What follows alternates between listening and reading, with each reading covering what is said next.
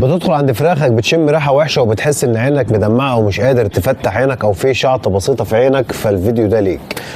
عايز اقول لك ان الشعطه ديت او الريحه الوحشه ديت دي غاز الامونيا او اللي اسمه النشادر. طيب بتيجي منين؟ انا عايز اقول لك انها بتيجي من الزرق او الفضلات بتاعت الفراخ اول ما بتنزل على الفرشه وهي مرطبه. يعني ايه؟ يعني دي بسبب او ده غاز كيميائي سببه ان الزرق بتاع الفراخ بيكون فيه امونيا، ولكن لو الفرشه ناشفه بتمتصها عادي ولا بتاثر ولا بتزعلك. اما لو الفرشه مبلوله وفيها رطوبه فبتبدا الامونيا اللي نازله تتفاعل مع الرطوبه اللي موجوده وتبدا تطلع غاز الامونيا او ريحه الامونيا ده ويبدا ياثر على الفراخ. طيب بتاثر على الفراخ في ايه ولا بتعمل مشاكل ايه؟ عايز اقول لك انها بتعمل بلاوي. طيب لو جينا نتكلم ونبدا باول مشكله الفرخ بيتاثر فيها بسبب الامونيا هي الجهاز التنفسي.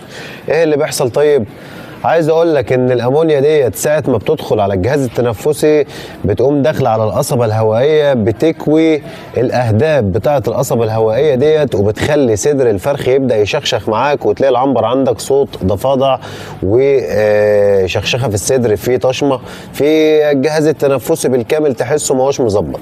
يبقى ده اول حاجه الفرخ بيتاثر بيها من الامونيا، الجهاز التنفسي او بالاخص القصبه الهوائيه.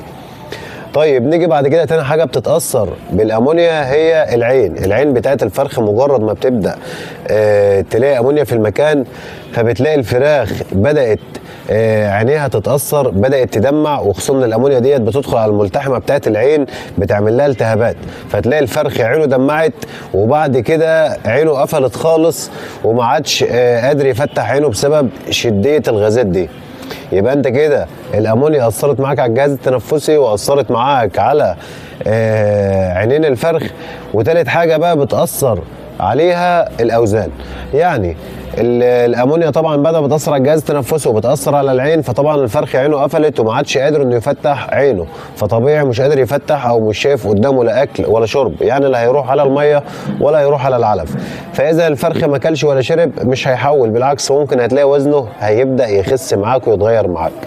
يبقى انت كده عندك غاز الامونيا يعتبر شبه بيدمر الفرخ كليا، والموضوع كله ابسط مما تتخيل. يعني انت عشان تتجنب الحته بتاعت الامونيا ديت وما يقعدش عليك الضرر اللي انا قلت ده كله، يبقى انت تحافظ ازاي؟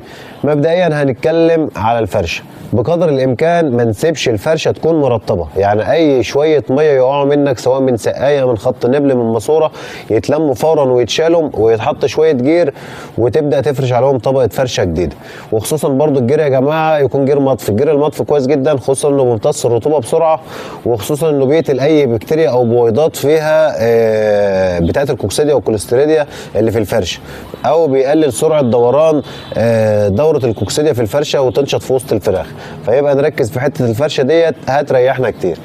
تاني حاجه بقى الناس اللي عشان تدفي او مش قادره انها تدفي فبتبدا تقفل المكان كله وتكتم المكان، فانا عايز اقول لك ان دي من الاساسيات اللي بتشيط عندك الامونيا في العنبر وانت مش حاسس.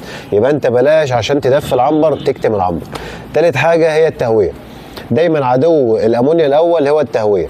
دايما طول ما انت مهوي مفيش اي امونيا في المكان خالص باستمرار. فيبقى نركز، ولكن نخلي بالنا واحنا بنهوي ان احنا نبرد الفراخ بالغلط، يبقى احنا كده بدل ما نكحلها بنعميها. يبقى كل حاجه لازم تكون متوازنه، سواء التهويه سواء تدفئه، والفرشه تبقى مظبوطه اغلب الوقت وتكون ناشفه. ربنا يرزق الجميع وربنا ما يخسر اي حد ابدا. ولو شايف ان انت استفدت من الفيديو ده بلاش تبخل علينا بلايك او بتعليق او بشير. بلاش تبخل علينا بلايك او بتعليق او شير، وربنا يرزق الجميع وربنا ما يخسر اي حد ابدا.